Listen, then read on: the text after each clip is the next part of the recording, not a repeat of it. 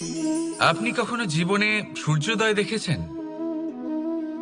কত প্রশান্তিদায়ক, কত শক্তিদায়ক হয়। মনের মধ্যে যেন একটা নতুন প্রেরণা দান করে, একটা নতুন উৎসাহ। কিন্তু যদি আপনি উঠতে দেরি করেন, তাহলে আপনি এই সূর্যোদয় দেখতেই পাবেন না।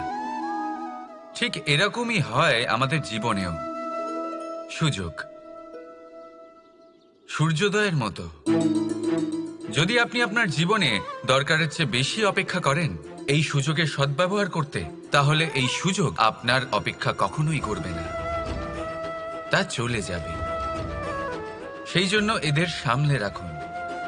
সঠিক সময় আসলে এই সুযোগের সদ্ব্যবহার করুন, নিজের কর্মকে সম্পূর্ণরূপে সার্থক করুন। এটাকে এক মুহূর্তের মতো দেখুন। যদি এরকম করেন, তাহলে জীবনও সূর্যোদয়ের মতোই হবে। এতে সন্তুষ্টি থাকবে, গৌরবও থাকবে, আর থাকবে শান্তি। রাধা রাধা। এই সংসারে কিছু মানুষের তীব্র বাসনা থাকে, সে নিজেকে বিনাশ করতে চায়। কিছু মানুষ মদ্যপান করে নেশায় বুঁদ হয়ে থাকেন, কিছু মানুষ বিলাসিতা করেন, আর কেউ সবার সাথে শত্রুতা করে বসেন। যদি আপনি নিজের বিনাশই চান, তাহলে এইসব করার প্রয়োজনই নেই। শুধু একটু অহংকার পোষণ করুন। হ্যাঁ, আপনি ঠিক শুনেছেন। এই অহংকার আপনাকে বিনাশ করে দেয়। এ হয়তো কাঁটার মতন বেঁধে না, কিন্তু এর ধার আপনাকে রক্তাক্ত করে দেয়। আস্তে আস্তে আপনার প্রিয়জন, আপনার বন্ধু, আপনার আত্মীয়, যাদের আপনি ভালোবাসেন, তাদের সকলকে আপনার থেকে দূরে করে আপনাকে একা করে দেয় এই অহংকার। যদি আপনি এই জীবনে বাঁচতে চান, তাহলে বিনম্র হতে শিখুন। আর যদি আপনি নিজের বিনাশ চান, তাহলে অহংকার পোষণ করতে শিখুন। সিদ্ধান্ত হলো আপনার, এই জীবন হলো আপনার। রাধা রাধা। দেখুন এই ঘাসকে, কত কোমল, কত মধুর। যদি এই ঘাসের ওপর হাঁটেন, তাহলে পায়ে ব্যথা কখনোই হবে না। এর উপরে শুয়ে পড়লে মিষ্টি ঘুম চলে আসবে। কিন্তু এই ঘাসকেই যদি আপনি ঠিক করে না ধরেন, তাহলে এতে আপনার আঙুলও কেটে যেতে পারে। এই নরম ঘাসই আপনাকে আঘাত দিতে পারে। ঠিক এইভাবেই প্রত্যেক ব্যক্তি যিনি ধর্মের পথে চলছেন, তিনি আঘাত পেতে পারেন যদি ওনার ধর্মের সম্পূর্ণ সত্য, তার আসল স্বরূপের বিষয়ে জ্ঞান না থাকে। তাই জীবনে যে কোনো বস্তু, ব্যক্তি বা সুযোগ আসে, তাহলে তার শক্তির বিষয়ে, তার দুর্বলতার বিষয়ে প্রথমে তথ্য সংগ্রহ করবেন, তারপরেই সিদ্ধান্ত নেবেন। যদি এরকম করেন, তাহলে সাফল্য অবশ্যই আসবে। রাধা রাধা। আপনি কখনো কোনো স্বর্ণকারকে দেখেছেন? সোনা তারই হয়, গয়না বানানোর শিল্প তারই হয়। তাও ও বারবার সোনাকে গরম করে, হাতুড়ি নিয়ে বারবার তার উপরে প্রহার করে। কিসের জন্য? যাতে সে সেই স্বর্ণকে কুন্দন বানাতে পারে, প্রত্যেক আঘাতের সাথে তার মধ্যে থেকে খাদ বের করতে পারে। একজন বিবেকশীল ব্যক্তিরও এটা করা উচিত, যাতে এই সংসার আপনাকে আঘাত করার আগে আপনি নিজের মধ্যে থাকা দোষগুলো বহিষ্কার করে দিন। হয়তো একটু কষ্ট হতে পারে, কিন্তু এ অবশ্যই করবেন। যদি আপনি কুন্দন হতে চান, তাহলে নিজেকে নিজের স্বর্ণকার অবশ্যই হতে হবে। রাধা রাধা। আমাদের মধ্যে বেশিরভাগ মানুষেরই এই অভিযোগ থাকে যে মানুষ তখনই আমাদের স্মরণ করেন যখন সেই সময় আসে যখন আমাদেরকে প্রয়োজন হয়, যখন কোনো কাজ থাকে। যখনই এই সময় পেরিয়ে যায়, তাদের কার্যসিদ্ধি হয়ে যায়, তারা আমাদের থেকে দূরে চলে যান, ভুলে যান আমাদের। এবার এই বিষয়ে ভেবে খারাপ অবশ্যই লাগে, এই পরিস্থিতিকেই অন্য এক দৃষ্টিভঙ্গি দিয়ে দেখার চেষ্টা করুন। মনে রাখবেন, মানুষ প্রদীপের সন্ধান তখনই করেন যখন তার জীবনে অন্ধকার থাকে। আপনি প্রসন্ন হয়ে উঠুন, কারণ আপনার কাছে সেই সুযোগ আছে যে কারোর জীবনে প্রকাশের কিরণ আনতে পারছেন, কাউকে সঠিক পথ দেখাতে পারছেন, কারোর সহযোগিতা করতে পারছেন, এই পুণ্য অর্জন করতে পারছেন। কারোর থেকে কোনো আশা রাখার দরকার নেই। যার আপনাকে যতটা প্রয়োজন তাকে ততটাই সাহায্য করুন, ততটাই সবাইকে প্রেম বিতরণ করুন। আর এই প্রেমের ভাব নিয়েই আমার সাথে বলুন, রাধা রাধা। আমরা কর্ম করি, আর সেই কর্ম অনুসারে আমাদের তার ফল প্রাপ্ত হয়। এখন এই কর্ম আরো শ্রেষ্ঠ হতে থাকে, আমরা আরো প্রেরিত হতে থাকি। তার জন্য আমরা বড় বড় জ্ঞানীদের থেকে প্রভাবশালী, প্রেরণাদায়ক ব্যক্তির সাথে দেখা করার চেষ্টা করি, দেখা করিও। নিজের কর্মের বিষয়ে বিচার করি, আলোচনা করি, তাই তো? কারণ আমাদের কাজ দেখে তাতে বিশেষ মতামত সামনে থাকা ব্যক্তি দিতে পারে, কিন্তু এই পুরো চক্রতে সংসারের সব থেকে গুরুত্বপূর্ণ ব্যক্তির সাথে কথা বলতে আমরা ভুলেই যাই। আপনি কি জানেন সংসারের সব থেকে গুরুত্বপূর্ণ ব্যক্তি কে? স্বয়ং আপনি। হ্যাঁ, আপনি সে। আপনি জীবিত আছেন, তাই এই সংসার জীবিত আছে। আপনি হলেন আপনার সমস্ত কর্মের কেন্দ্র। তাই এবার থেকে প্রতিদিন একটু সময় নিজের জন্য বের করে নিজের সাথে কথা বলুন, নিজেকে বুঝুন, নিজের কর্মকে বুঝুন। কিছু প্রশ্ন আসবে, কিছুর উত্তর পাবেন, আরো কিছু প্রশ্ন আসবে যার উত্তর আপনি অবশ্যই পাবেন, কিন্তু এটা করবেন অবশ্যই, নয়তো আপনি এই সংসারের সব থেকে গুরুত্বপূর্ণ ব্যক্তির সাথে দেখা করার সুযোগই হারিয়ে ফেলবেন। এবার বলুন, আপনি কি এরকম চাইবেন?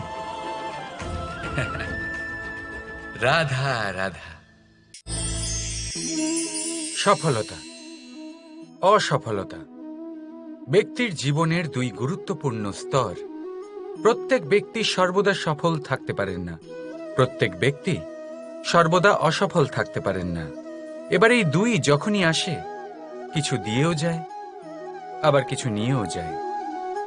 যখন অসফলতা আসে তখন তা আপনাকে সাহস দেয়, আপনাকে ধৈর্যশীল বানায়, আপনার মনোবল বাড়িয়ে তোলে, কিন্তু আপনার প্রসন্নতা নিয়ে যায়।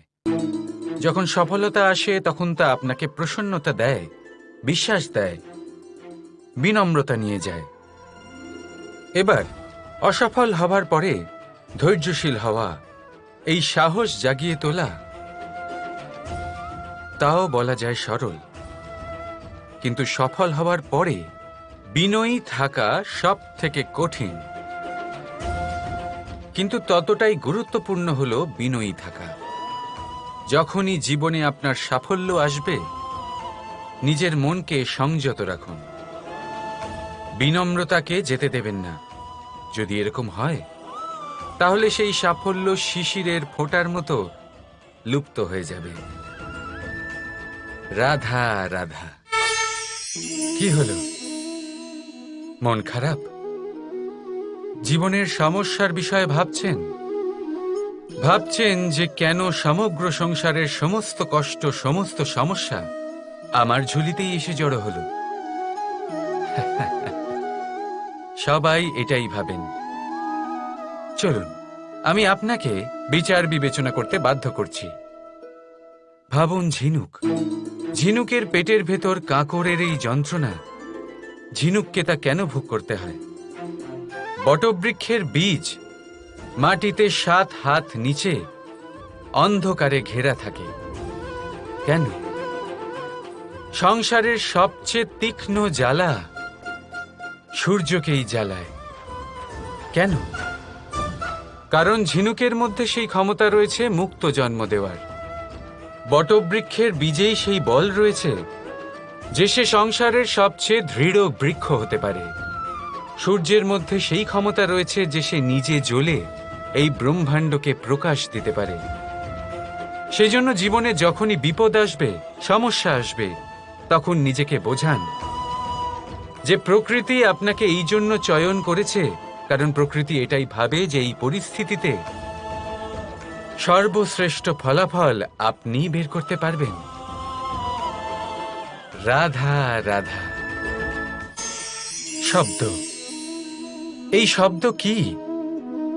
ফুসফুস থেকে নির্গত বায়ু যা কণ্ঠের সাথে ঘর্ষণে কম্পনে পরিবর্তিত হয়, এই কি শব্দ? না, শব্দ হলো নাদ, শব্দ হলো ব্রহ্ম। এই শব্দ অত্যাধিক শক্তিশালী। এই শব্দতে এত শক্তি থাকে এই সংসারকে বদলে দিতে পারে। আপনার শব্দ বীজের ন্যায় হয়, কারোর মনে কাঁটাও উৎপন্ন করতে পারে, আবার পুষ্পও উৎপন্ন করতে পারে। যদি কোনো ব্যক্তি নিরাশ হন, নিজের জীবনের সব থেকে কঠিন সময় পার করছেন, তাকে প্রেরণার দুটি শব্দ বলে দিলেই সে অসম্ভব থেকে অসম্ভবকারী কার্য করে দেবে। যেমন জাম্ববানের প্রেরণার দ্বারা বীর হনুমান সাগর পার করেছিলেন। আর যদি কেউ উৎসাহী হন, তার উৎসাহ কম করার জন্য বলা দুটি শব্দ তাকে তার পতনের দিকে নিজে থেকেই নিয়ে যেতে পারে। তাই এই শব্দের মাহাত্ম্য বুঝুন, শব্দের শক্তিকে বুঝুন, আর আমার সাথে ভালোবেসে বলুন রাধা রাধা। একে চিনতে পারলেন? একে কুঠার বলা হয়। আপনারা জীবনে কোথাও না কোথাও কোনো না কোনো রূপে এটা দেখেই থাকবেন। একটা ব্যাপার নিশ্চিত, এই কুঠার ছাড়া কোনো বৃক্ষকে কাটতে পারা সরল নয়। এবার আপনি কখনো এটা ভেবেছেন, এই কুঠার এর এই অংশ, এর মুখটাই যদি না থাকে তাহলে কি হবে? এ শুধুমাত্র কোনো বৃক্ষই নয়, তার কোনো ডালও কাটতে সক্ষম হবে না। এবারে ভাবুন, এই শুকনো কাঠের হাতল এ আমরা কোত্থেকে পেলাম? কোনো এক বৃক্ষ থেকেই। সেই ডাল যাকে কেটে ফেলা হয়েছিল এক বৃক্ষকে কাটার জন্য, এই ডালই শস্ত্ররূপে প্রস্তুত। আমাদের জীবনে আমাদের প্রিয়জন, আমাদের আপনজন যখন সময় কখনো কখনো তাদের সঙ্গ না দেয়, যদি তারা দৈন্য দশায় থাকেন, তাহলে তাদের সঙ্গ কখনো ছাড়বেন না। ওনাদের প্রয়োজন শুধুমাত্র মনোবল। তা তাদের দিন, তাদের সাহায্য করা আপনার কর্তব্য। হয়তো তাদের সাথে থেকে আপনার কোনো লাভ হবে না, কিন্তু তাদের দূরে থাকাতে আপনার ক্ষতি অবশ্যই হতে পারে। সর্বদা সাহায্য করুন, সঠিক সময় আসলে তা আপনার সহায়ক অবশ্যই হবে। রাধা রাধা। ব্যক্তি সাফল্য পাওয়ার জন্য প্রথমে লক্ষ্য স্থির করে, তারপর পরিকল্পনা করে, তারপর পথে চলে। আর সব সময় এই চেষ্টাই করে থাকে যাতে তাতে সবচেয়ে কম বাধা আসে। এই পথে কোথাও কোনো চড়াই না আসে, কোনো উতরাই না আসে, কোনো খাদ না আসে। আর এখানেই সবচেয়ে বড় ভুল করে ফেলে। কিভাবে? ভাবুন, এক সোজা সরল পথ আপনাকে কোথায় নিয়ে যাবে? এক সরল সাধারণ স্থানে। সেখানে তো যে কেউ পৌঁছতে পারে, তাতে বিশেষত্ব কি আছে? ভাবুন, যদি আপনার পথে বাধা থাকে, বিঘ্ন থাকে, বিপত্তি থাকে এবং তার ওপর এক শিখরও থাকে যা আপনার জন্য অপেক্ষা করছে। সাফল্যের সেই শিখর যেখানে কেউ সহজে পৌঁছতে পারে না, যা হলো বিশেষ। তাই নিজের জীবনে যখনই সমস্যা আসবে তাকে ভয় পাবেন না, মুখে হাসি নিয়ে তাকে স্বাগত জানান। আর সাবধানে থাকবেন, যদি আপনার পথে কোনো বাধাই না আসে, তাহলে এর দুটোই অর্থ হয়। হয় আপনি নিজের লক্ষ্য সঠিক বেছে নেননি, নয় আপনি রাস্তা সঠিক বেছে নেননি। রাধা রাধা। মানুষের সবসময় এই ইচ্ছেই থাকে যে সে পরিপূর্ণ হবে, তাই সবসময় চেষ্টা করতে থাকে, কর্ম করতে থাকে, যেন তার জীবনে কোনো ত্রুটি না থাকে, কোনো দোষ না থাকে, কোনো ভুল না থাকে।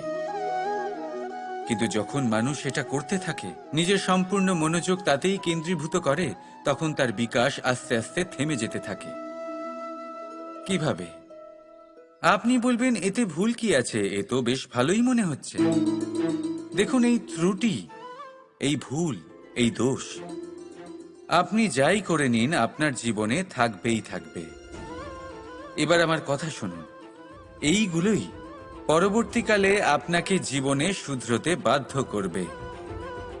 এক নির্দিষ্ট মাপকাঠি নিয়ে জীবনে এগোনো ঠিক মনে হতেই পারে, কিন্তু তা শুধুমাত্র যন্ত্রের জন্ম দেয়, না মানবিকতাকে, না মানুষকে।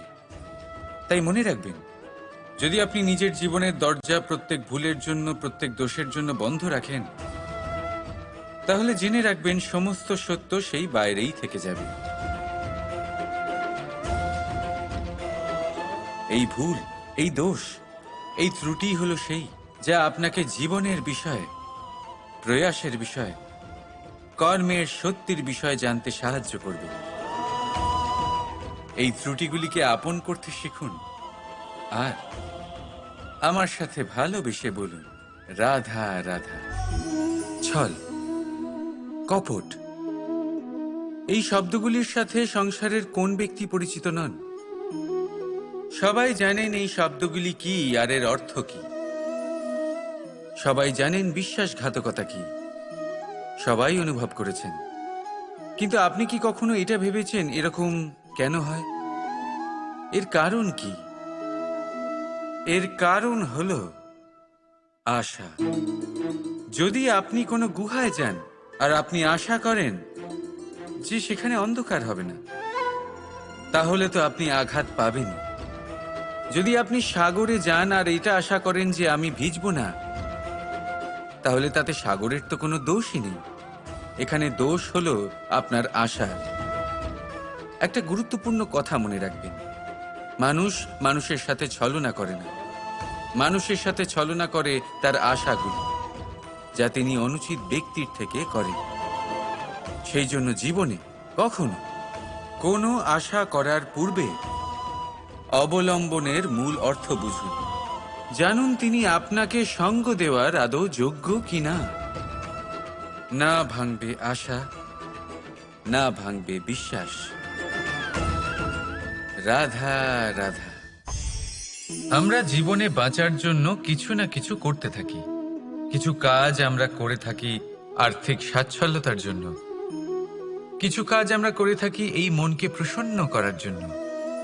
কিন্তু আমাদের মধ্যে বেশিরভাগ মানুষ এই ভেবে ভেবে চিন্তার মধ্যে থাকেন যে কোনো কাজ আমরা যা ভেবেছি সেটা সেভাবে ঠিক হলো না, বা এই কাজ সম্পূর্ণ হলো না, বা কাজের পরিমাণ দেখে দুশ্চিন্তা করতে থাকেন। এবার এই যে দুশ্চিন্তা, এটা দুঃখকে আহ্বান করে, আর দুঃখ প্রতি মুহূর্তে আমাদের মেরে ফেলে। তাহলে ভাবুন, এ কি সত্যি? কাজের পরিমাণ কি আমাদের সত্যি সত্যি মেরে ফেলতে থাকে? কখনোই নয়। বুঝুন একটা গুরুত্বপূর্ণ কথা, আজ পর্যন্ত এই সংসারে যত মহাপুরুষ এসছেন, ওনাদের কাছেও ততটাই সময় ছিল যতটা আজ আপনার কাছে আছে, তত ঘন্টাই ছিল, তত মুহূর্তই ছিল। পার্থক্য শুধু এটাই, ওনারা চিন্তা করে সময় নষ্ট করেননি, তারা পরিকল্পনা করেছেন, তাকে কার্যকর করেছেন, আর জীবনে মহান থেকে মহানতর কাজ করেছেন, যার জন্য আজও আমরা ওই মহাপুরুষদের স্মরণ করে থাকি। একটা গুরুত্বপূর্ণ কথা মনে রাখবেন, কাজের পরিমাণ কখনো আমাদের মেরে ফেলে না, কাজের দুশ্চিন্তা আমাদের মেরে ফেলে। তাই এই চিন্তাকে কোথাও ত্যাগ করুন আর নিরন্তর চেষ্টা করতে থাকুন, পরিকল্পনা করতে থাকুন এবং জীবনে সামনে এগোতে থাকুন। আনন্দই আনন্দ পাবেন। তাহলে একটু আনন্দ বের করে আমার সাথে বলুন, রাধা রাধা। ক্ষমা, দুই অক্ষরের এই শব্দ বলতে, শুনতে, লিখতে গেলে কত সোজা মনে হয়, কিন্তু একে কার্যকরী করা ততটাই কঠিন। সত্যি কথা বলতে কি, এটা শক্তিশালীদের কাজ, দুর্বলের নয়। ক্ষমা চাইবার জন্য আপনাকে আপনার দম্ভ ত্যাগ করে বিনম্রতার ধরাতলে আসতেই হবে। আর ক্ষমা করার জন্য ততটাই ঔদার্যের প্রয়োজন হয়ে থাকে। এবার ভাবুন সিংহ, যাকে জঙ্গলের রাজা মানা হয়, সে ওই হরিণকে ক্ষমা করতে পারে যে তার ঘুম ভাঙিয়েছে। আপনি কেন করতে পারবেন না?